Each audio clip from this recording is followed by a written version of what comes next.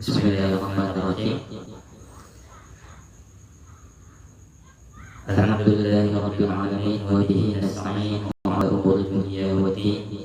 Wassalatu wassalamu ala asyrofil anbiya'i wal mursalin wa ala alihi wa sahbihi ajma'in, amma ba'du. Qalu subhanaka la ilma lana illa ma 'allamtana innaka antal alimul hakim. Rabbi shrah li sadri wa yassir li amri wahlul 'uqdatam min lisani yafqahu qawli birahmatika ya arhamar rahimin wa la haula wa la quwwata illa billahil aliyyil azim, amma ba'du. Alhamdulillah, pertama-tama marilah kita panjatkan puja dan puji syukur kehadirat Allah Subhanahu wa taala. Berkah wasilah anugerah yang Allah limpahkan kepada kita semuanya, nikmat yang berupa nikmat Islam, nikmat iman, nikmat ihsan, sehingga kita bisa bermuajahah, berkumpul di majelis ta'lim yang insya Allah dimuliakan oleh Allah Subhanahu wa ta'ala. Alhamdulillah, salawat serta salam tak lupa pula kita haturkan kepada junjungan Nabi Agung Nabi Yuna Muhammad sallallahu alaihi wasallam. Wasilah beliau kita mampu mengenal mana yang hak dan mana yang batil. Alhamdulillah, pada kesempatan malam hari ini, yakni pada malam Sabtu, yang insya Allah kita berkumpul pada malam hari ini untuk mengikuti taklim khataman kitab Tanqihul Qaul yang ditulis oleh Syekh Nawawi Al-Bantani, yang insya Allah pada malam hari ini juga kita memulai khataman kitab Tanqihul Qaul ini, dan seterusnya mudah-mudahan kita diberi keistiqomahan oleh Allah Subhanahu wa taala. Baik jamaah sekalian, insya Allah kita khataman kitab Tanqihul Qaul ini akan kita laksanakan setiap Jumat malam Sabtu pukul 20.00 atau jam 8. Nah, barusan saya Al-Fakir meminta maaf karena keterlambatan daripada pengajian pembukaan taklim kita pada malam hari ini dikarenakan karena hujan. Barusan saya keluar dan terjebak oleh hujan, makanya saya sedikit telat ya untuk membuka kajian khataman kitab Tanqihul Qaul pada malam ini. Baik jamaah sekalian, kita akan memulai kajian kita pada malam hari ini. Yang perlu jangan ketahui bahwasanya kita membuka khataman ini, kita mulai dengan Bismillah, Alhamdulillah, salawat serta salam, dan juga model khataman kita akan memaknai alam pesantren terlebih dahulu, kemudian kita terjemahkan atau kita mengerti. Baik, Bismillahirrahmanirrahim. Bismillahi ayu alifu tegese ngangge sapa ingsun. Kalau versi musonef ya, kalau versi musonef ketika beliau menulis kitab pasti beliau mengawalinya dengan Bismillahirrahmanirrahim. Nah, kalau versi musonefnya ya, kalau versi musonefnya ta'alluq daripada huruf jar pada lafaz huruf B itu u'alifu ya. U'alifu tegese ngangge sapa ingsun bismillah kelawan nyebut asmanipun Allah. Ar-Rahmani turkang maulas kasih sapa Allah ing dalem dunya, Ar-Rahim turkang maulas kasih sapa Allah ing dalem dunya lan akhirat. Nah, kalau versi saya ya, kalau versi saya ketika membuka kitab ini ya, ingin mengkaji kitab ini, berarti ta'alluq daripada huruf jar yang berupa pada huruf ba ini adalah ta'alluq yang cocok aqra'u ya. Aqra'u tegese ngaji maca sapa ingsun bismillahi kelawan nyebut asmanipun Allah. Ar-Rahmani turkang maulas kasih sapa Allah, Ar-Rahim turkang maulas kasih sapa Allah ing dalem dunya lan akhirat. Nah, dalilnya huruf jar itu harus punya ta'alluq, kita bawa dikit itu apa dikit bawa madoharu gitu. Wa yang tabi mana gitu. Nah, huruf jar itu harus memiliki ta'alluq ya. Seperti halnya pada kalimat bismillahirrahmanirrahim. Nah, ta'alluqnya huruf jar itu bisa pada fi'il atau yang serupa dengan fi'il ya. Makanya yang lebih tepat itu ta'alluqnya kepada fi'il ya. Kalau versinya ulama Kufah ya, ta'alluq huruf jar itu lebih tepatnya kembali kepada harus meminta ta'alluq kepada fi'il. Karena apa? Kalau versinya ulama Kufah itu al-aslu fil amal ya, al-aslu fil amal al-fi'lu. Kata versinya ulama Kufah, hukum asal daripada perbuatan yaitu pekerjaan itu sendiri, fi'il. Itu versinya ulama Kufah. Sedangkan versi ulama Basra ya, al-aslu fil kalam, hukum asal ya ketika kita ingin membuka suatu pembahasan atau pembicaraan itu adalah al-ismu. Makanya dalam hal ini ya, dalam hal ini ulama Nuhat lebih memilih pendapat daripada pendapatnya ulama Kufah, yaitu ta'alluq huruf jar itu lebih pasnya kembali kepada kalimat fi'il. Baik, bismillahirrahmanirrahim. Semua ulama ya, semua ulama bahkan Rasulullah Shallallahu Alaihi Wasallam itu pernah tahu kullu amrin dibalik tidak bismillahirrahmanirrahim fahuwa abtar, bahwasanya segala sesuatu kata Rasulullah Shallallahu Alaihi Wasallam ketika tidak dimulai dengan bismillahirrahmanirrahim maka amalan tersebut akan batal.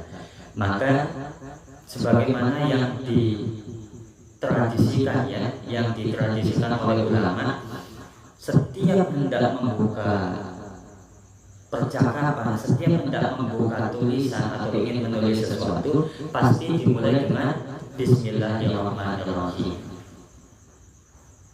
Begitupun kita ya, ketika kita mau makan, mau minum, nah segala amal aktivitas kita itu kata Rasulullah nggak akan diterima oleh Allah kecuali dimulai dengan bismillahirrahmanirrahim. Maka ketika kita membahas ya lafaz bismillahirrahmanirrahim sendiri di dalam tafsir Munir ya, fi ma'ani tanzil karyanya Syekh Nawawi Al-Batani itu sendiri, beliau ketika mensyarahi bismillahirrahmanirrahim ini sangat luar biasa. Bahwa Syekh Nawawi Al-Batani ini di dalam tafsir Al-Munir mengatakan bismillahirrahmanirrahim ini ya diringkas pada huruf ba dan huruf ba itu diringkas dalam satu titik. Nah, kalau katanya Syekh Ahmad Asrori, guru kita bersama, Yai itu pernah berkata bahwasanya intinya ya, hatinya Al-Quran itu ada pada surat Yasin ya, hatinya Al-Quran itu ada pada surat Yasin. Nah, surat Yasin ini intinya isinya diringkas dalam surat Al-Fatihah. Nah, surat Al-Fatihah itu diringkas dalam kalimat bismillahirrahmanirrahim. Nah, bismillahirrahmanirrahim ini diringkas pada huruf ba. Nah, huruf ba itu diringkas dalam satu titik sebagaimana yang dijelaskan oleh Syekh Nawawi Al-Batani di dalam kitabnya Tafsir Munir ya, fi ma'ani tanzil. Beliau mengatakan bahwasanya di dalam bismillahirrahmanirrahim itu diringkas dalam huruf ba, dan huruf ba itu diringkas dalam satu titik tersebut, atau kalau kata Syekh Nawawi Al-Batani itu bisa disebut nuqtatul wujud. Nuqtatul wujud ini adalah wujud ilahi ya, wujud ilahi dalam satu titik atau satu titik dalam wujud. Nah, apa maksudnya nuqtatul wujud ini, satu titik ya dalam wujud ilahi? Yang dimaksud itu adalah bahwasanya segala amal perbuatan kita, apapun yang ada di dunia ini ya, di alam raya ini, itu pasti dimulai dari satu titik nuqtatul wujud, satu titik wujud ilahi, yaitu Allah Subhanahu wa ta'ala. Oleh karena itu dijelaskan juga di dalam kitab ya Kifayatul Atqiyah wa Minhajul Asfiyah karyanya Sayyid Bakri Syato Dimyati, beliau mengatakan bahwasanya ulama sufi itu sepakat ya wa qalu Allahu jami'al ulumi fil ba'i ai bikana makana wa biyakunu ma yakunu. Fawujudul awali itu kata Sayyid Bakri Syato di dalam kitabnya Kifayatul Atqiyah wa Minhajul Asfiyah. Beliau mengatakan bahwasanya Allah itu menyimpan seluruh rahasia ilmunya itu pada satu titik ba yang ada pada Bismillahirrahmanirrahim. Apa kata beliau?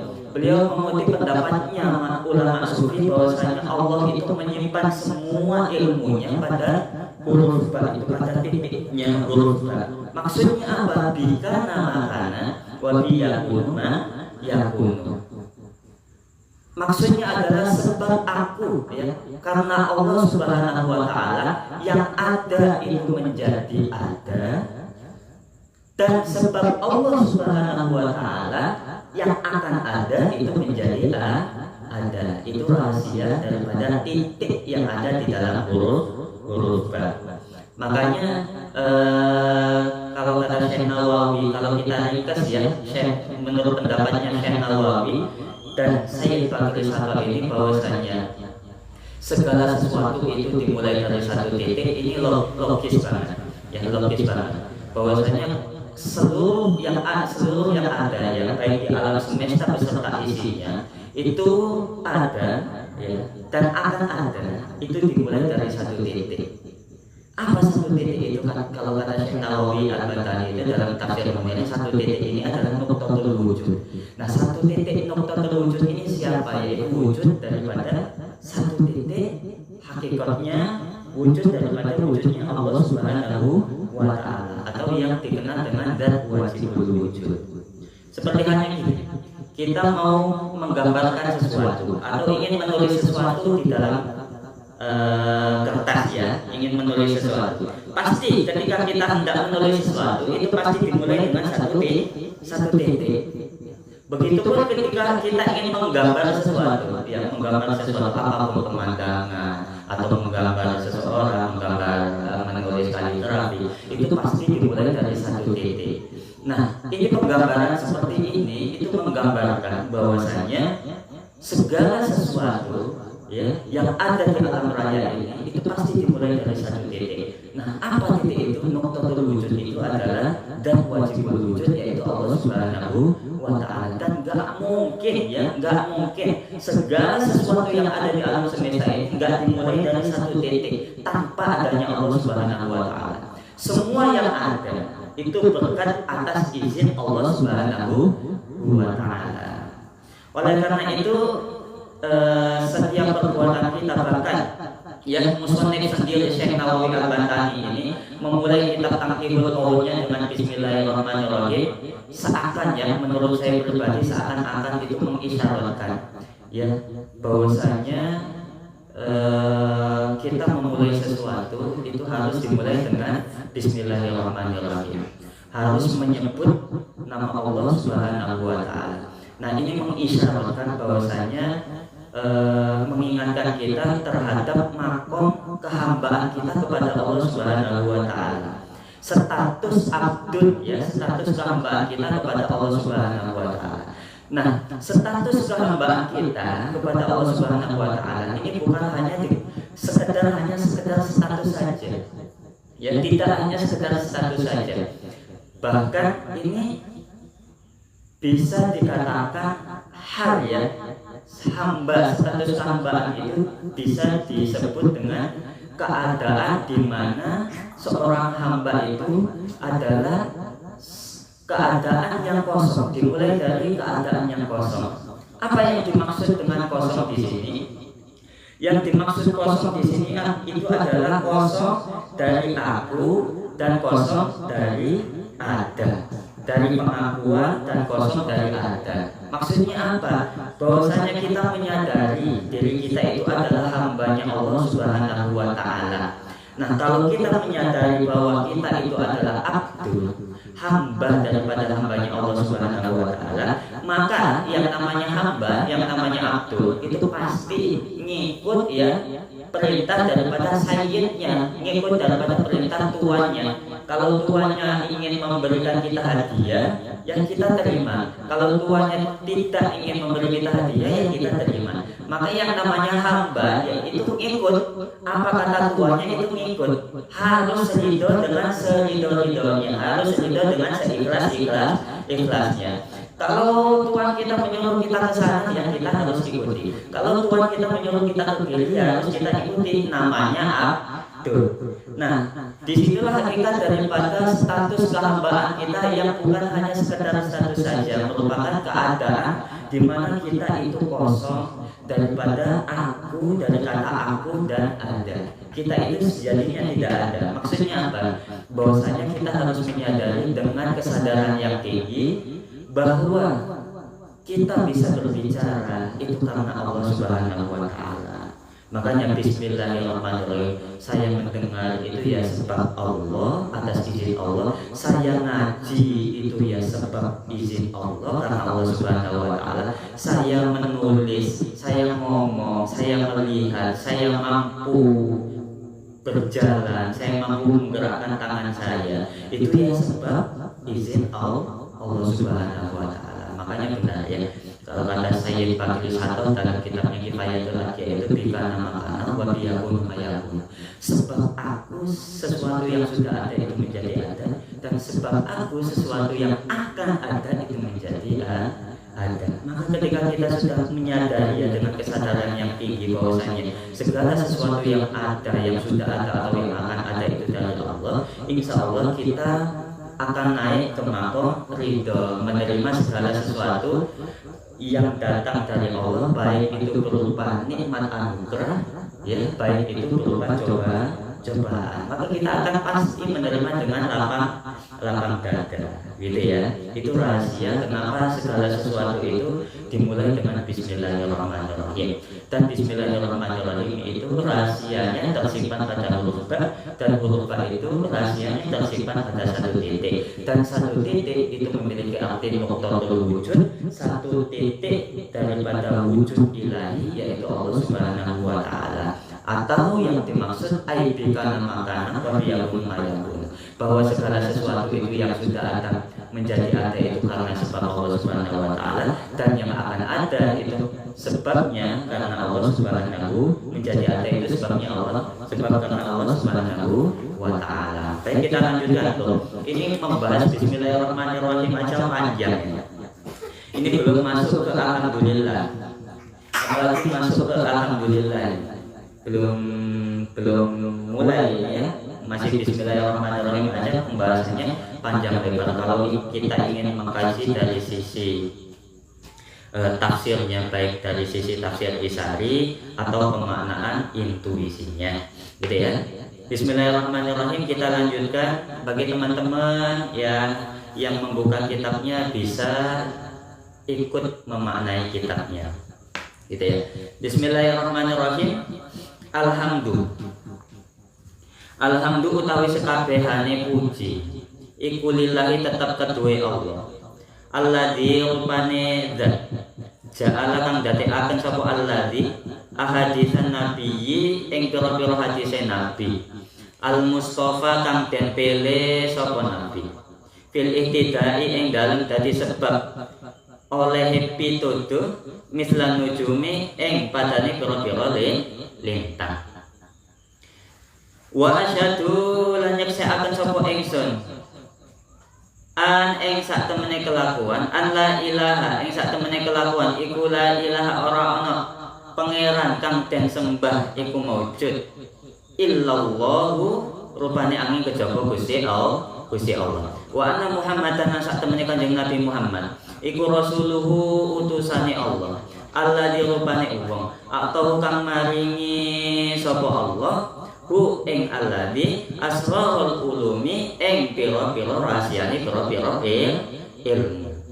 Wassalatu utawi nambahi rahmat ta'zim wa salamu lan rahmat keselamatan ala afdhalil khalqi ing atase luwih utama-utama makhluke Allah rupane Muhammadin Kanjeng Nabi Muhammad al mab'utsi kang den utus sapa Muhammad bil mukjizati kelawan pira-pira mukjizat wa ala alihi lan ing atase keluargane Nabi Muhammad masabihi dalalati kang dadi pira-pira pituduh wa sabilan pira-pira sahabate Kanjeng Nabi Muhammad anjumil hidayati kang dadi lintangi pira-pira pituduh. Amma ba'du, kita maknai terlebih dahulu, nanti kita terjemahkan ya. Amma ba'du anapun ing dalam sakwise bismillah alhamdulillah sholawat lan salam fahada utawi ikilah kitab ay al hadir fiddihni iku syarhun syarah ala lubabil hadis ing atase kitab lubabil hadis li syaihi kedue syekh al-allamati kang banget alime al-allamati kang banget alime sapa syekh al-fahamati kang banget fahami sapa syekh rupane Jalaluddin Ibnil Allamati kang dadi putra lanange wong kang banget alime rupane Abi Bakar Asuyuti kang bangsa Suyuti tawamadahu ugi ngratani hu ing syekh sapa Allah bi rahmati kelawan rahmati Allah wa astanahu lan ugi manggonake sapa Allah ing safasi hajanati ing jembare swargane Allah samaituhu kang ngarani sapa ingsun hu ing syarah tangkihul qauli ing kitab tangkihul qauli al hasisi fi syarhi lubabil hadisi ing aran kitab tangkihul qaul al hasis fi syarhi lubabil hadis. Baik jamaah sekalian, Syekh Nawawi Al-Bantani ya. Syekh Nawawi Al-Bantani ini menulis kitab syarah Lubabil Hadis yang disebut Tangkihul Qaul, yang dinamakan Tangkihul Qaul ini dimulai dengan memuji Allah Subhanahu wa taala dan yang menjadikan hadis-hadis Nabi Muhammad SAW itu sebagai petunjuk sebagaimana seperti bintang-bintang ya, seperti gemerlapnya bintang-bintang. Dan saya bersaksi, kata Syekh Nawawi Al-Bantani, bahwasanya tidak ada Tuhan yang patut disembah kecuali Allah Subhanahu wa taala, bahwa Nabi Muhammad itu adalah utusannya Allah, yang mana Nabi tersebut diberi oleh Allah Subhanahu wa taala rahasia daripada ilmunya. Wassalatu wassalam, mudah-mudahan rahmat, salat dan salam juga tercurahkan kepada makhluk yang paling utama, yaitu Nabi Muhammad SAW yang diutus dengan beberapa mukjizatnya. Tak lupa pula salawat serta salam juga kita haturkan kepada keluarganya Nabi Muhammad SAW yang menjadi lentera daripada dilalah yang petunjuk. Tak lupa pula juga kita haturkan salawat dan salam mudah-mudahan tercurahkan kepada sahabat-sahabatnya Nabi Muhammad yang menjadi bintangnya beberapa petunjuk ya, yang menjadi bintangnya beberapa petunjuk. Adapun setelah Syekh Nawawi Al-Bantani menulis Bismillahirrahmanirrahim, alhamdulillah, salawat dan salam, beliau mengatakan bahwasanya kitab ini itu adalah kitab penjelasan atau syarah daripada kitab Lubabul Hadis karyanya Syekh Al-Allama Al-Fahama Jalaluddin Ibnul Allama Abi Bakar Asuyuti, karyanya daripada Syekh Jalaluddin Asuyuti. Mudah-mudahan Allah memberikan beliau rahmat yang agung dan menempatkan Syekh Jalaluddin Asuyuti di tempat surganya Allah yang sangat luas. Maka kata Syekh Nawawi Al-Bantani, beliau mengatakan sama itu, saya memberikan nama syarah ini dengan nama Tangkihul Qaul Al-Hasis fi Syarhi Lubabil Hadis. Kalau dari maknanya ya, kalau dari maknanya Tangkihul Qaul ini makna tamkeh itu kan membersihkan ya, membersihkan kaul al-hasis fi syarhi lubabil hadis, membersihkan kaul guneman-gunemane uwong ya, gunemane ulama atau orang-orang yang telah menghujat atau mendoifkan atau mencaci gitu ya kitab Lubabul Hadis gitu. Kitab Lubabul Hadis karyanya Jalaluddin Asyuyuti gitu ya. Beliau ingin mensucikan, ingin membersihkan apa? Pendapat-pendapat orang-orang yang mengatakan bahwasanya isi hadis yang ada di dalam kitab Lubabul Hadis itu dhaif. Isi hadis yang ada di dalam kitab Lubabul Hadis itu la aslah, enggak ada dasarnya. Gitu. Isyaratnya seperti itu. Wallahu a'lam. Ya. Baik. Kita kenalan dulu sebelum kita lanjutkan ya di dalam mukadimahnya Syekh Nawawi Al-Bantani. Syekh Nawawi Al-Bantani itu siapa sih yang menulis kitab Tangkihul Qaul ini? Ya, Syekh Nawawi Al-Bantani itu beliau dikenal ya memiliki nama panjang atau Ismul Kamil Al-Imam Al-Allamah Syekh Muhammad Nawawi bin Umar Al-Jawi Al-Bantani At-Tanari Asy-Syafi'i. Beliau ini lahir pada tahun 1813 dan wafat pada tahun 1897 Masehi. Kurang lebih usia beliau itu 84 tahun ya. Agak sepuh ya beliau itu meninggalnya. Nah, kemudian beliau itu madzhabnya Syafi'i. Nah, karya tulis beliau ini ulama yang sangat produktif teman-teman ya. Kurang lebih tercatat itu setelah saya kaji ya kurang lebih tercatat 115 kitab yang sudah ditulis oleh beliau, baik itu syarah ataupun matan, baik itu dari kitab hadis, tafsir, fikih maupun tasawuf. Itu kurang lebih 115. Ayo, kalau kita ngaku-ngaku orang yang alim ya, ngaku-ngaku orang yang fahamah gitu, orang yang bahrul ul, orang yang memiliki kedalaman ilmu ya. Kalau kita bisa mengalahkan Syekh Nawawi Al-Bantani ini, baru kita bisa dijuluki alim. Beliau itu alim ya, juga produktif dalam menulis. Kita alim aja enggak, produktif nulis juga tidak. Syekh Nawawi Al-Bantani ini beliau alim, bahkan dijuluki Al-Imam Al-Allamah Syekhul Muslimin pada zamannya.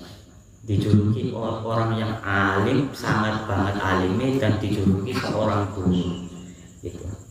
Beliau lahir di Tanara, Serang, Banten ya. Beliau itu memiliki julukan Imam Masjid Haramain, Imam Masjidil Haram.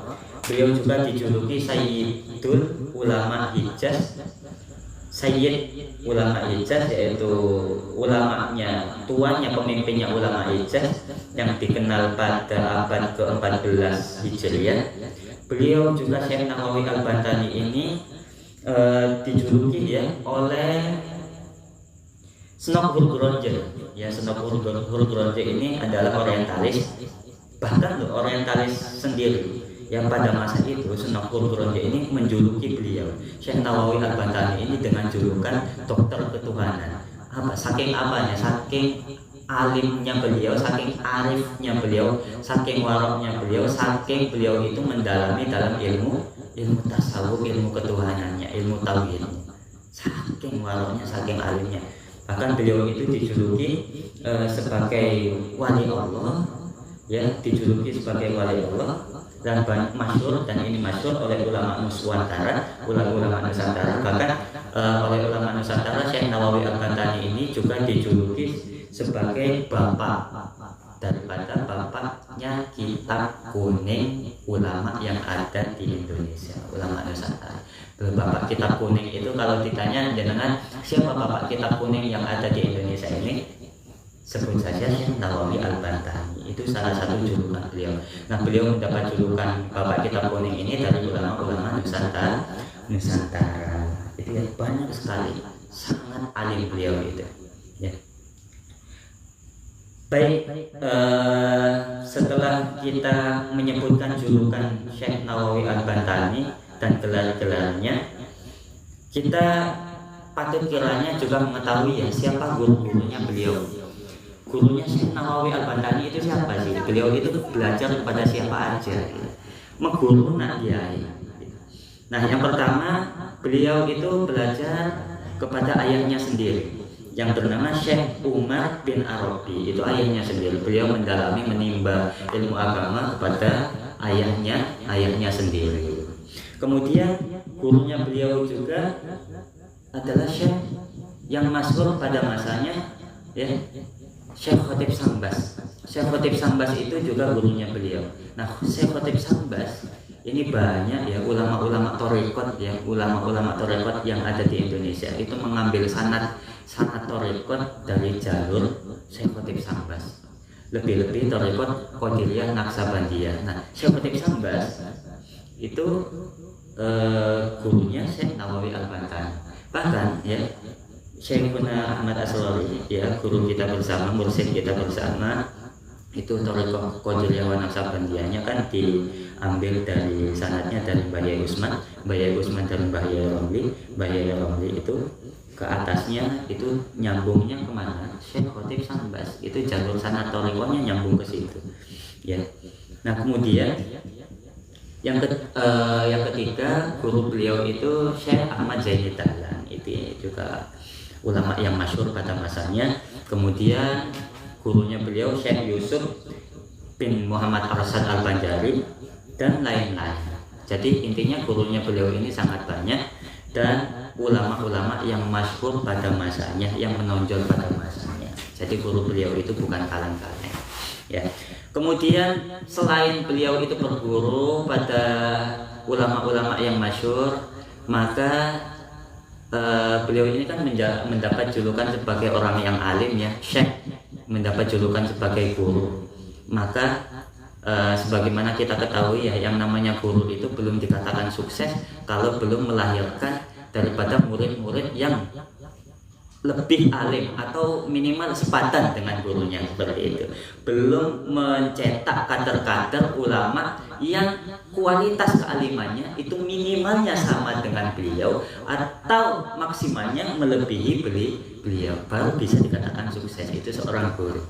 Nah, beliau murid-muridnya ini sangat banyak, dan kebanyakan ulama yang ada di Indonesia itu pernah berguru kepada Syekh Nawawi Al-Bantani. Ulama-ulama masyhur yang ada di Indonesia ya, guru-guru kita bersama ya, guru-gurunya guru kita bersama, ulama-ulama masyhur yang ada di Indonesia itu mayoritas pernah belajar kepada Syekh Nawawi Al-Bantani. Misalnya siapa? Syekh Mahfud At-Tamasi, kemudian Syekh Khalil Bangkalan. Nah, ini ulama-ulama yang top ya pada masanya. Kemudian Syekh Asnawi Caringin Pandeglang, kemudian Syekh Soleh Daran Asamarani yang merupakan guru daripada gurunya Ibu kita Kartini atau gurunya Mbah Yai Hasim, gurunya Kiai Dahlan pendiri Muhammadiyah. Muridnya beliau juga Syekh Ahmad Dahlan pendiri Muhammadiyah, dan juga pernah belajar kepada beliau siapa? Syekh Hasyim Asy'ari pendiri Nahdlatul Ulama, itu pernah belajar kepada beliau. Kemudian Syekh Hasan Genggong, dan banyak ya, intinya banyak ulama-ulama yang belajar kepada beliau itu. Rata-rata ulama yang tersohor di Indonesia, yang masyhur di Indonesia, yang top, yang kita kenal di Indonesia itu pernah berguru kepada Syekh Nawawi Al-Bantani. Nah, kemudian karya-karya beliau banyak sekali ya. Karya-karya beliau selain Tangkihul Qaul Al-Hasifi Syarih Lubabil Hadis, beliau mensyarahi kitab Lubabil Hadis, ini karya Jalaluddin Asyuti. Banyak sekali karyanya beliau yang saya catat itu kurang lebih 115.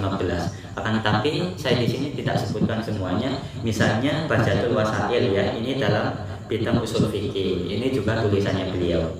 Seperti Nihayatul Zaid, kemudian Maraqil Ubudiyah, syarahnya Bidayatul Hidayah, karyanya Imam Ghazali. Nasoihul Iba, Uqudul Ujain fi Bayani Hukukil Zaujain, ini tentang suami istri. Kemudian Tafsir Munir lil Mu'alimi Tanzil an Wujuhi Mahasin Ta'wil, seperti kitab ini, kitab tafsir yang ditulis beliau ini, seperti yang saya kutip tadi ketika Syekh Nawawi Banten ini menjelaskan tentang nuqtatul wujud di dalam titik pada huruf ba lafaz Bismillahirrahmanirrahim. Nah kemudian banyak sekali ya karya-karyanya beliau dan tidak mungkin saya sebutkan di sini. Baik, kita lanjutkan saja. Yang intinya patutlah kiranya kita ini kalau ingin mencontoh ya ulama, contohlah Syekh Nawawi Al-Bantani. Syekh Nawawi Al-Bantani itu belajarnya luar biasa, gurunya juga banyak, gurunya masyhur-masyhur dan muridnya juga banyak, rata-rata itu jadi semuanya, jadi ulama top di Indonesia itu banyak sekali. Nah tirulah Syekh Nawawi Al-Bantani, belajar ngaji, selain beliau alim, tanamkan mulai dari sekarang ya, tanamkan mulai dari sekarang. Kita ngaji, kita belajar. Nah setelah kita tahu ilmunya, ayo gitu kita produktif berkarya gitu. Kalau tidak bisa menulis di dalam kita berkarya, bisa melalui media-media sosial. Apalagi zaman sekarang itu zaman yang canggih, zaman teknologi. Kalau beliau yang ulama-ulama terdahulu itu ingin menuangkan pikirannya, ingin menuangkan ide-ide tulisannya, itu melalui tulisan ya, biar tidak hilang dan dikenang, bisa dipelajari oleh generasi selanjutnya dan bisa berpengaruh terhadap generasi Islam selanjutnya. Maka kalau kita ya jadi umat zaman sekarang atau pengkaji kitab-kitab ya, pengkaji keilmuan, ilmu agama zaman sekarang, itu kalau kita tidak bisa menulis ya, minimalnya buat karya di media sosial ya. Media sosial itu kan sama saja, kita tuangkan ide sekarang kita di media sosial dan itu nggak akan hilang. Ide pikiran yang kita tuangkan di dalam media sosial itu nggak akan hilang. Siapapun nanti bisa mengakses, siapapun nanti bisa membaca sampai kapanpun, selagi akun kita itu masih ada, maka ide atau pikiran, kajian yang kita tuangkan, yang kita jelaskan itu pasti ada selagi akun kita itu masih ada. Itu enaknya kita hidup di zaman sekarang itu begitu.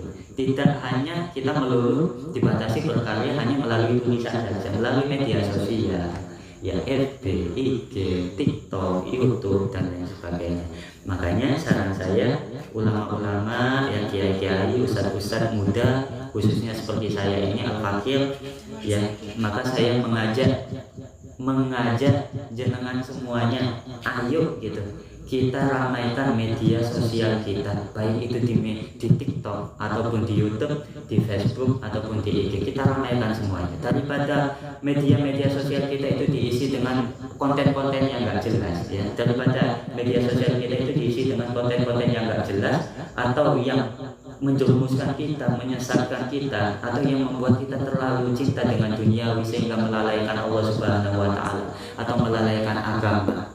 Maka ayo saya mengajak, isi ya media sosial kita dengan kajian-kajian seperti ini. Kalau tidak kita mulai dari kita, itu mau siapa lagi, mau generasi selanjutnya. Kalau kita ingin generasi selanjutnya bisa seperti ini, harus kita kasih contoh terlebih dahulu. Ya dimulai dari kita, ibda binafsi. Kita mulai dengan diri kita sendiri. Yang mudah-mudahan ya kita doakan, dengan kita memulai dakwah melalui media sosial ini, niat bukan apa, niat kita syiar ya, takdiman li syiar daripada ikhlas dinillah, untuk menegakkan agamanya Allah semata-mata hanya karena Allah Subhanahu wa Ta'ala ya. Kita isi konten-konten media sosial kita itu dengan kajian-kajian yang bermanfaat, khususnya untuk masyarakat, untuk orang awam. Ya baik, kita lanjutkan. Bismillahirrahmanirrahim. Wallaha. Berapa jam? Kalau jam. 30 menit. Oke, kita lanjutkan ya. Yang mau melanjutkan makna silakan dimaknai. Wallaha lan mung ing Gusti Allah. As'alu nyuwun sapa ingsun. Ayya ja'alahu ing yen to dadekaken sapa Allah hu ing syarah kholisan ingkang murni liwajhihi krana dzate Allah al-karimi kang mulya sapa Allah.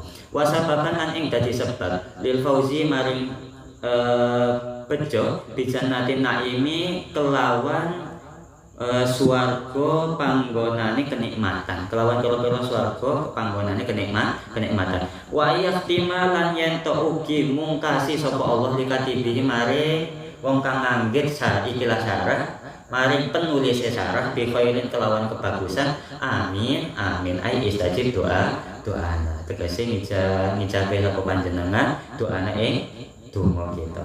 Wa lan ngerti sapa sira annal baitha ing sak temene perkara kang bangkitaken fi kitabati hadas syarhi ing dalem nulis ikilah syarah iku hajatul muhtajina butuhe pira-pira wong kang butuh ilahi maring hadas syarh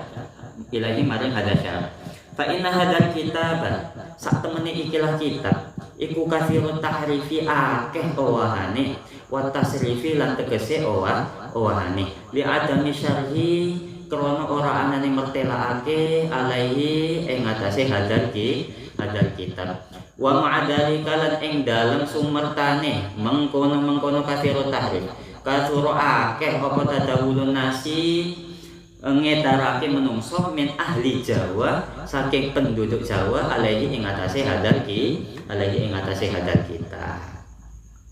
Wa ini lan sak temene ingsun iku lam ajid durung nemu sapa ingsun nuskhotan ing naskah sahihatan kang sahih apa naskah fihi ing dalem hadal kitab fihi ing dalem hadal kitab walam aktir lan ora kuwasa sapa ingsun ala tashihi ing atase benerake hadal kitab wastifa imratihi lan amrih muhoni perkara kang den maksud hadal kitab likusuri krana cupete akal ingsun illa anna ba'da syarri angin kejaba sak temene sebagian perkara kang ala iku ahwan luwih enteng apa ba'da syarr min ba'din saking tinimbang saking perkara kang sebagian kang liya.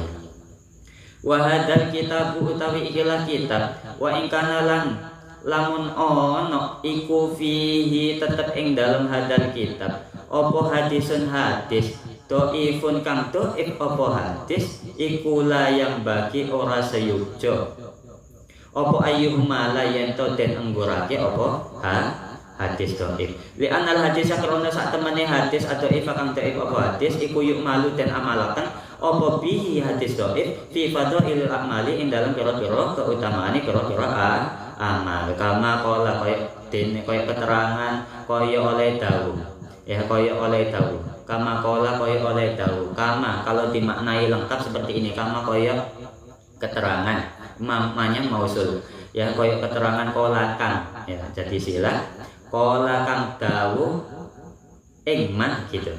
Jadi harus ada aid yang kembali kepada mausul, maka maf'ulnya didahulukan daripada fa'il. Maf'ulnya kembali kepada mausulnya. Pola kang dawuh ing ma gitu ya. Sopo Ibnu Hajarin fi tambihil akhbari ing dalam sopo Ibnu Hajar fi tanbihil akhyari ing dalam kitab Tambihul Akhyar. Baik, kemudian selanjutnya Syekh Nawawi Al-Bantani meminta doa kepada Allah Subhanahu wa taala agar Allah menjadikan kitab ini murni ya semata-mata hanya karena beliau, hanya karena Allah Subhanahu wa taala, dan mudah-mudahan Syekh Nawawi Al-Bantani mengharap dengan beliau menulis kitab ini bisa menjadi sababiyah ya fausnya sababiyah beliau selamat dan mendapatkan surganya Allah Subhanahu wa taala, selamat dari neraka dan mendapatkan surganya Allah Subhanahu wa taala. Dan sababiyah beliau menulis kitab ini, beliau mengharap agar Allah memberikannya di akhir hidupnya sebuah kebaikan. Amin amin ya rabbal alamin. Intinya beliau meminta di akhir hayatnya itu Allah memberikan beliau husnul khotimah agar akhir hayatnya itu husnul khotimah. Amin amin ya rabbal alamin. Ya, wa'lam annal ba'itha fi kitabati hadasyara. Apa kata Syekh Nawawi Al-Bantani? Ketahuilah teman-teman, Ketahuilah teman-teman bahwasanya sesuatu yang mendorong saya menulis kitab ini itu apa? Menulis kitab syarah ini itu apa? Apa motivasi saya menulis kitab syarah Lubabil Hadis ini? Itu apa? Motivasinya apa? Nah, kata beliau Syekh Nawawi Al-Bantani hajatul muhtajina ilaihi. Ini memang kebutuhannya orang-orang yang butuh. Kata beliau seperti itu. Fa inna hadzal kitab itu katsirut tahrif.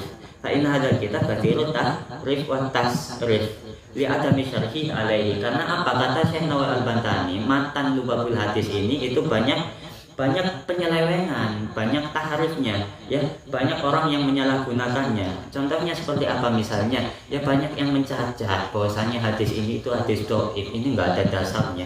Banyak yang mencacat seperti itu, terjadi penyelewengan di mana-mana. Hanya karena hadisnya itu memiliki status hadis dhaif itu, sehingga banyak ulama-ulama itu yang mencaci, ya, mendiskreditkan bahwasanya Lubabil Hadis ini kitab hadis yang tidak ada dasarnya, hadis-hadis yang tidak ada dasarnya, hadis-hadis palsu, hadis-hadis dhaif seperti itu. Nah, itu banyak penyelewengan seperti itu, ya. Di samping itu kata beliau Syekh Nawawi Al-Bantani, wa ma'adalik katsura tadawulun nasi min ahli Jawa alaihi. Di samping itu saya menulis syarah, ya, syarah Lubabil Hadis ini karena apa? Banyak dari penduduk Jawa, masyarakat Jawa itu mengedarkan, ya, mengkaji kitab ini, seperti kitab Lubabil Hadis ini, kitab hadis ini. Makanya saya termotivasi untuk menulis penjelasan daripada matan Lubabil Hadis karyanya Jalaluddin Asyuti. Itu kata Syekh Nawawi Al-Bantani, gitu ya. Alasannya, motivasinya seperti itu. Dan juga apa kata beliau, wa inilam ajid nuskhatan sawiyatan fihi walam aktir ala tashihi wastifai muradi kusuri illa anna ba'da syar ahwana min ba'dil. Apa kata beliau, dan saya juga nggak menemukan satu naskah, ya, tulisan satu kitab yang sahih, gitu ya, kitab yang menjelaskan, ya, kitab ini, ya, yang sahih, salinannya kitab ini yang sahih, saya nggak menemukan. Dan saya nggak mampu, kata Syekh Nawawi Al-Bantani itu nggak mampu untuk mentashehnya sendiri, itu nggak mampu untuk membenarkannya sendiri, mentashehnya sendiri dan memberikan maksud penjelasannya sendiri, itu nggak mampu. Mungkin karena apa kata beliau, likusuri, karena mungkin keterbatasan kemampuan saya, itu tawadhu'nya beliau seperti itu. Tapi beliau mengatakan, ya ila ana ba'da syar ahwan min ba'dil. Nah, kekurangan ini itu sebetulnya lebih ringan, ya, lebih baik daripada timbulnya kekurangan, munculnya kekurangan yang lain, keburukan yang lain. Kalau saya tidak menulis ini, ibarat kata seperti itu, kata Syekh Nawawi Al-Bantani, kalau saya tidak menulis kitab ini, maka nanti akan terjadi keburukan yang lain. Bahkan banyak yang mencacat, mendiskreditkan, mencacat Syekh Jalaluddin Asyuti, bahwasanya ini ulama enggak kredibel, ini ulama enggak komprehensif, ini ulama kok asal comot-comot hadis, padahal hadis yang dicomot itu hadis dhaif. Banyak yang mengatakan seperti itu. Nah, daripada muncul keburukan yang lain, ya, fitnah yang lain terhadap matan yang ditulis oleh matan Lubabil Hadis yang ditulis oleh Syekh Jalaluddin Asyuti, maka alangkah baiknya saya menulis syarah ini meskipun dengan penjelasan yang ala kadarnya. Itu tawadhu'nya beliau, rendah hatinya beliau seperti itu, ya. Nah, kemudian wa ingkana wa hadzal kitab wa ingkana fi hadisun dhaifun la yang bagi ayyumal. Apa kata beliau? Kitab ini, ya, kitab Lubabul Hadis ini, kata beliau, meskipun di dalamnya itu memuat hadis-hadis dhaif, itu tidak serta merta hadis dhaif itu kita biarkan begitu saja. Tidak serta merta kita biarkan hadis dhaif itu enggak kita pakai, enggak gitu. Caranya enggak seperti itu, ya. Itu kata Syekh Nawawi. Kenapa demikian? Li'anal hadisa ad-dhaifa yu'malu bihi fi fadailil akmal. Apa kata beliau? Karena sesungguhnya hadis dhaif itu bisa diamalkan, bisa digunakan di dalam ranah fadailul amal, keutamaan di mana kita mengamalkan amalan-amalan yang utama. Itu boleh, ya, kita mengamalkan dengan amalan yang ada di dalam hadis dhaif gitu. Boleh kita mengamalkan hadis dhaif, itu boleh, kata Syekh Nawawi Al-Bantani. Maka kata Syekh Nawawi Al-Bantani itu nggak boleh hadis dhaif itu kita biarkan begitu saja, ya. Nah, kebanyakan ulama-ulama yang mencacat itu kan mengatakan bahwasanya hadis dhaif itu ya ulama yang menulis hadis dhaif di dalam kitabnya ya berarti ulama yang kurang kredibel ya, kurang top lah bahasanya, ulama-ulama cupu bahasanya seperti itu, ulama-ulama kurang top gitu. Kalau masih memasukkan hadis dhaif, kenapa enggak yang sohe-sohe aja, kenapa yang enggak hasan-hasan saja gitu. Harusnya hadis dhaif itu enggak dimasukkan. Nah, enggak begitu tergusur kata saya. Nawawi Al-Batani itu enggak begitu ya. Hadis dhaif itu tetap bisa diamalkan dalam ranah fadailul amal. Kita melakukan kebaikan-kebaikan dengan hadis dhaif itu diperbolehkan. Itu kata Syekh Nawawi. Kama qala Ibnu Hajarin fi Tambihil Akhyari, sebagaimana yang dijelaskan oleh Ibnu Hajar di dalam kitab Tambihul Akhyar. Nah, ini teman-teman jangan salah ya. Ibnu Hajar di sini kan nggak ada keterangan Al-Haytami, Al-Asqalani, itu kan nggak ada ya. Nah, ini Ibnu Hajar siapa? Yang punya kitab Tambihul Akhyar ini siapa? Ibnu Hajar Al-Haytami atau Ibnu Hajar Al-Asqalani? Sama-sama Ibnu Hajar, sama-sama ulama dari Mesir ya. Ibnu Hajar Al-Haytami itu dari Mesir, Ibnu Hajar Al-Asqalani itu juga dari Mesir. Sama-sama ulama dari Mesir. Hanya saja Ibnu Hajar Al-Haytami dan Ibnu Hajar Al-Asqalani itu lebih sepuh Ibnu Hajar Al-Asqalani. Nah, kenapa Ibnu Hajar Al-Asqalani ini dinisbatkan kepada Asqalani? Karena ini nisbat ya kepada desa nenek moyangnya dulu di Palestina. Asqalani itu nama daerah di Palestina, Askelon namanya. Nah, tapi beliau sebetulnya ya lahir dan wafat di Mesir.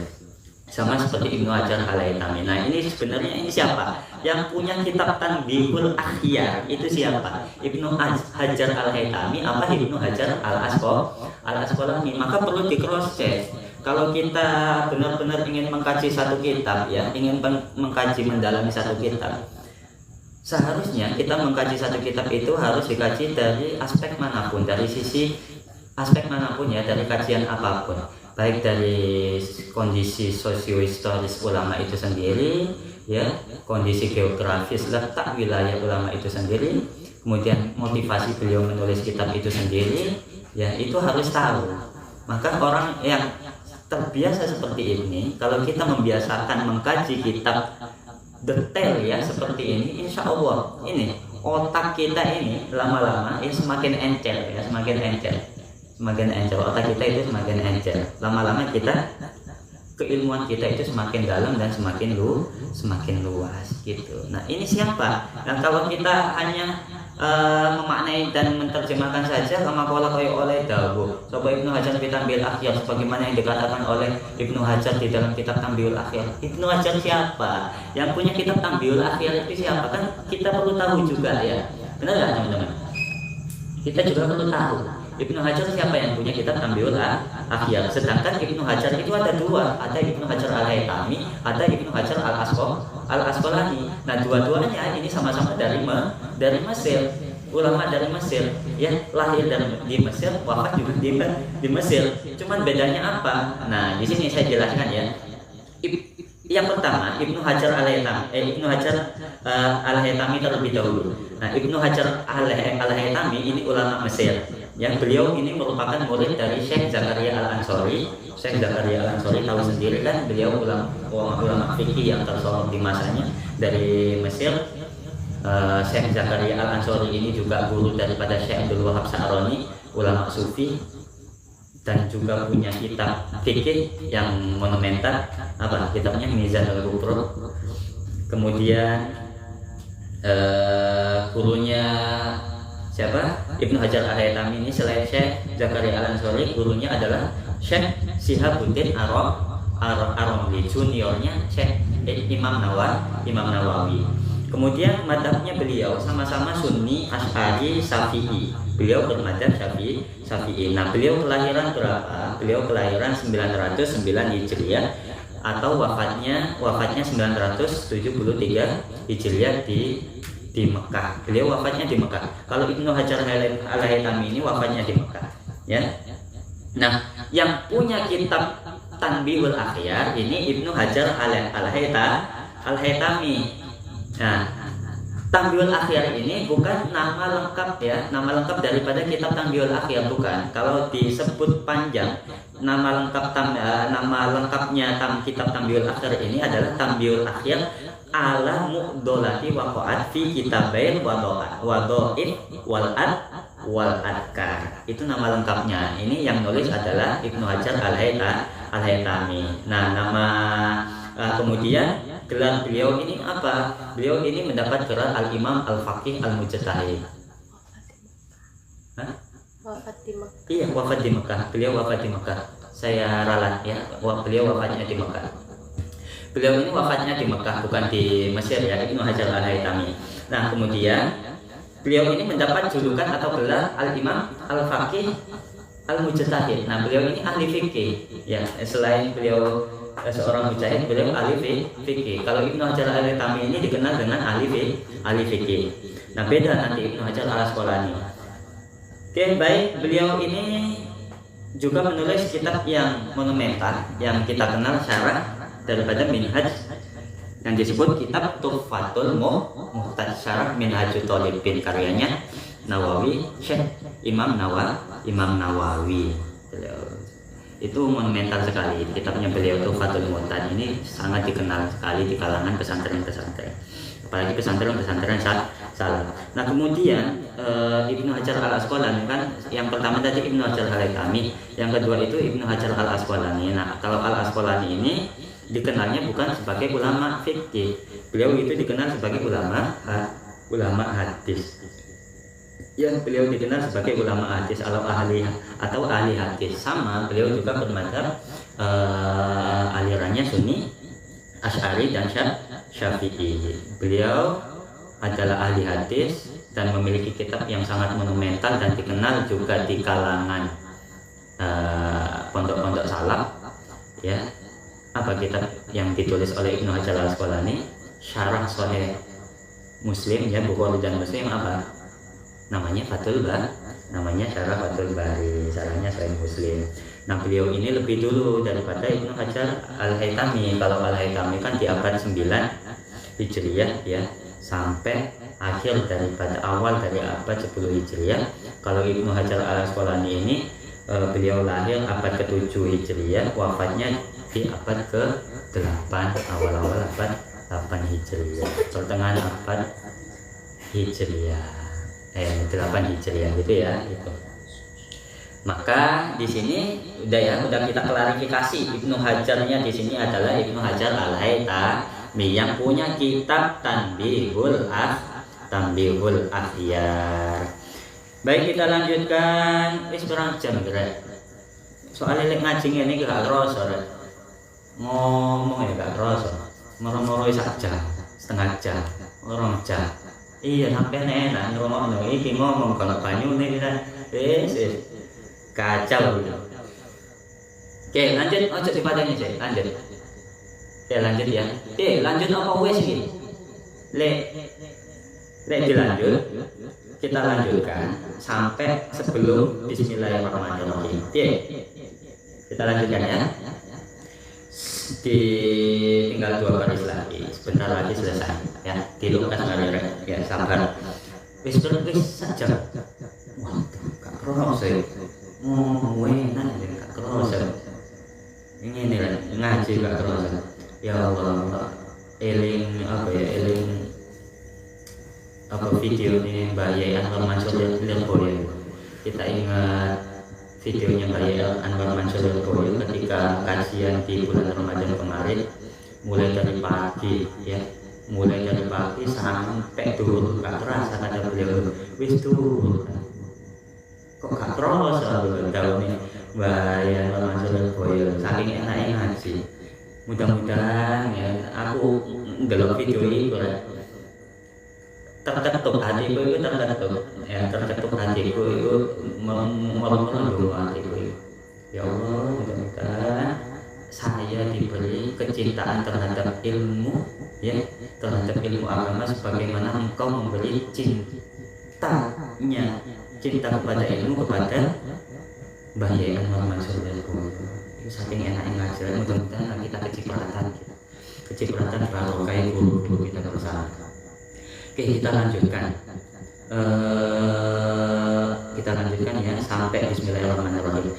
Wa dhaifu utawi hadis dhaif iku hujjatun dadi hujjah fil fadhaili ing dalam pira-pira fadhail amal. Bitifakil ulama iki lawan sepakate pira-pira ulama koyo keterangan kana kang ono apa ma fi syarhil muhaddabi ing dalam syarah muhaddab fi syarhil muhaddabi kama koyo keterangan kana kang ono apa ma iku fi syarhil muhaddabi ing dalam syarah muhaddab wa ghairi lan liyane syarah muhaddab. Wallahu utawi Gusti Allah iku al-musta'anu datkan dan suwun pitulung sapa Allah. Wa alaihi lan iku tetep ing atase Gusti Allah at-tuklan utawi kumandel. Wala haula lan ora ana daya iku maujud wala quwata lan ora ana kekuatan iku maujud illa billahi angin kejaba kelawan pitulunge Gusti Allah al-ali kang maha luhur sapa Allah al-adimi tur kang maha agung sapa Allah. Jadi hadis dhaif itu adalah hujjah dalil di dalam fadhailul amal, amalan-amalan yang utama. Ya, hadis dhaif itu jadi dalil, jadi hujjah terhadap amalan-amalan yang utama atau fadhailul amal. Ini kesepakatan ulama seperti itu. Bahwasanya ulama bersepakat bahwasanya dalam ranah fadhailul amal ya kita melakukan amalan-amalan yang utama. Nah, hujahnya kita menggunakan hadis dhaif itu bisa dijadikan hujah. Hadis dhaif itu bisa dijadikan hujah dalam ranah fadhailul amal bisa. Ini kesepakatan ulama ya. Bittifaqil ulama, sepakatnya ulama seperti itu. Kama fi syarhil muhaddab wa ghairihi.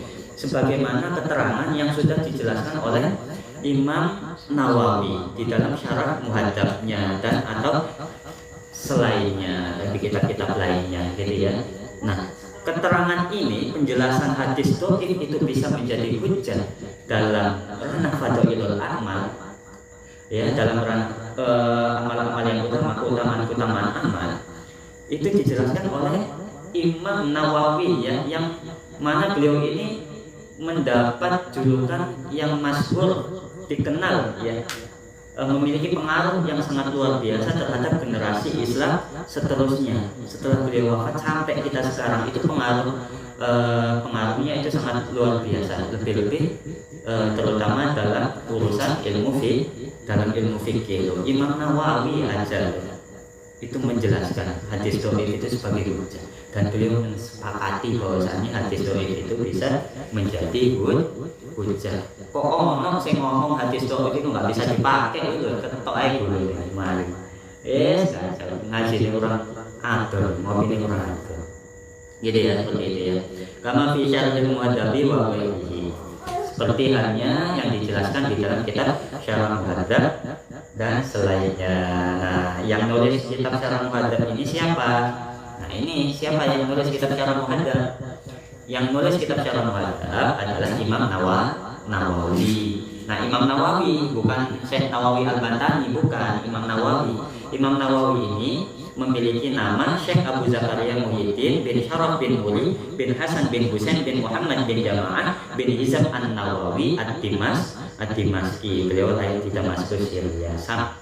Beliau lahir pada tahun di abad yang ke-12 Masehi dan wafat di akhir abad ke-12 1233 sampai 1274 Masehi Imam Nawawi.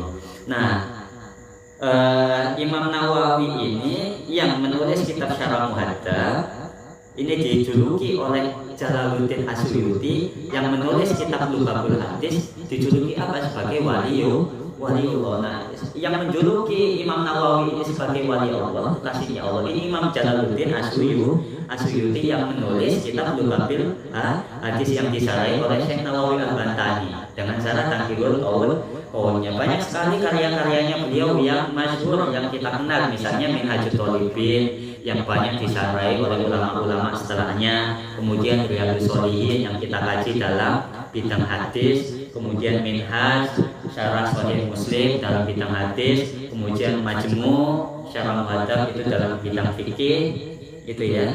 Nah, tulisan-tulisan beliau itu sangat berpengaruh sekali terhadap generasi Islam selanjutnya atau setelahnya beliau. Itu pengaruhnya luar biasa sampai sekarang ya. Sampai pada masa kita sekarang itu pengaruhnya masih ada. Loh, buktinya apa ya? Buktinya apa Ustaz? Kitab-kitabnya masih kita kaji ya. Buktinya apa? Kitab-kitabnya itu masih kita kaji. Karya-karya yang beliau tulis itu masih kita kaji. Itu bukti kalau beliau itu berpengaruh terhadap generasi setelah beliau. Nah, gitu ya. Itu Imam Nawawi. Nah, kalau tadi pernah saya nyinggung tadi Ibnu Hajar Al-Haytami yang nulis kitab Tanbihul Akhyar itu punya guru Syihabuddin Romli. Nah, Syihabuddin Romli ini juga juniornya Imam Nawawi.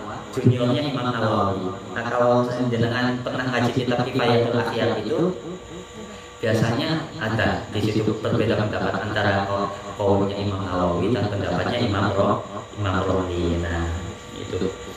Nah, Imam Romli ini adalah juniornya Imam Nawawi.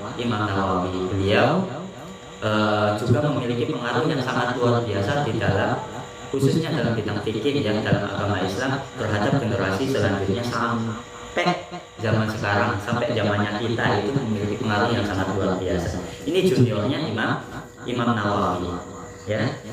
Apa karyanya yang sangat monumental yang kita kaji ya, lebih-lebih di pondok-pondok salaf itu misalnya Nihayatul Muhtaj ila Syarhil Minhaj. Nah, beliau itu sangat berani. Imam Romli ini sangat berani meskipun beliau itu juniornya Imam Nawawi ya. Beliau sangat berani mengomentari kitab syarah mengomentari kitab Minhajul Thalibin karyanya Imam Nawawi dengan nama kitab Nihayatul Muhtaj seperti itu. Dan banyak lagi kitab-kitab tulisan Imam Romli seperti halnya Syarah Minhajul Thalibin yang mana beliau menulis penjelasan daripada Minhajul Thalibinnya karyanya Imam Nawawi seperti itu ya. Jadi kita harus tahu ya, ketika kita mengkaji kok di sini nggak dijelaskan musonefnya siapa, kemudian kita tidak tahu siapa musonef penulis kitab itu, maka kita dituntut untuk mencarinya sendiri, biar kita tahu, gitu ya, sehingga pengetahuan kita semakin dalam dan semakin luas. Wallahu al-musta'an wa alaihi atuqlan wa la haula wa la quwwata illa billahil aliyil azim. Jadi sebelum beliau membahas lafaz bismillahirrahmanirrahim, beliau menutup ya muqaddimah beliau menutup muqaddimah sholawat salam muqaddimahnya dengan membaca doa ya. Beliau meminta kepada Allah, hanya Allah yang memberikan nikmat pertolongan ya, dan hanya kepada Allah kita memasrahkan diri gitu, dan hanya Allah lah yang memiliki daya, upaya dan kekuatan, itu hanya milik Allah gitu.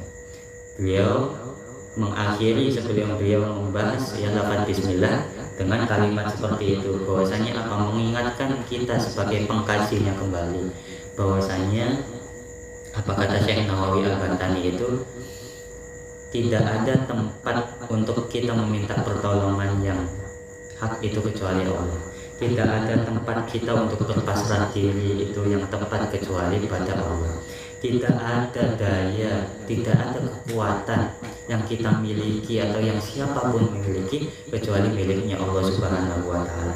Oleh karena itu, dengan kalimat narasi seperti ini seakan-akan Syekh Nawawi Al-Bantani ini mengingatkan kita bersama bahwasanya ayo, apapun yang keluar dari kita ya, yang keluar dari kita, baik itu aktivitas apapun ya, misalnya mengaji, menulis, mendengar, makan, minum, apapun yang keluar dari kita, aktivitas apapun, ayo kita kembalikan kepada Allah Subhanahu wa Ta'ala. Baik kita itu nanti menerima anugerah kenikmatan dari Allah, baik kita itu menerima ujian dari Allah, kita kembalikan itu semua dari Allah Subhanahu wa Ta'ala. Karena apa? Hakikatnya nggak ada daya upaya kekuatan kecuali itu adalah milik Allah Subhanahu wa Ta'ala. Maka di sini kita tidak memiliki hak apapun, hak veto untuk mengaku-ngaku bahwasanya ini milik aku, ilmu ini itu milik aku, saya begini itu karena aku, saya pandai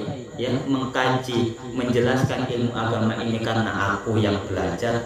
Jangan seperti itu ya. Seakan-akan Syekh Nawawi Al-Bantani itu mengingatkan kita kembali bahwasanya ayo kita kembalikan lagi kepada Allah Subhanahu wa Ta'ala. Lirabbil fadlu wal minnah. Anugerah apapun itu kita kembalikan kepada Allah Subhanahu wa Ta'ala. Itu ya.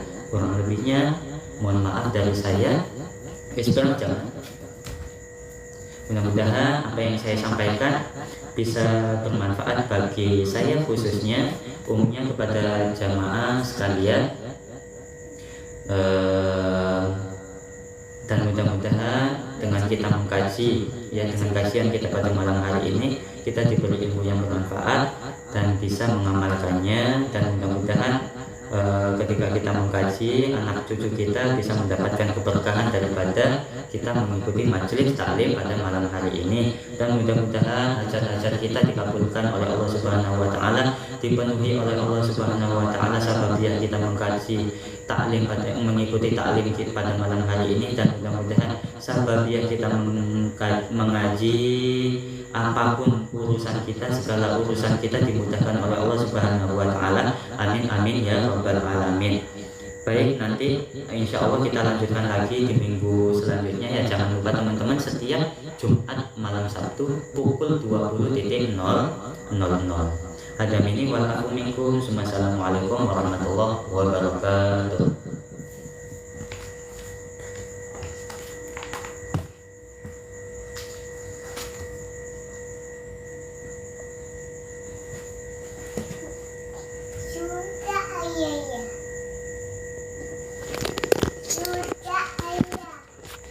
Dimatikan.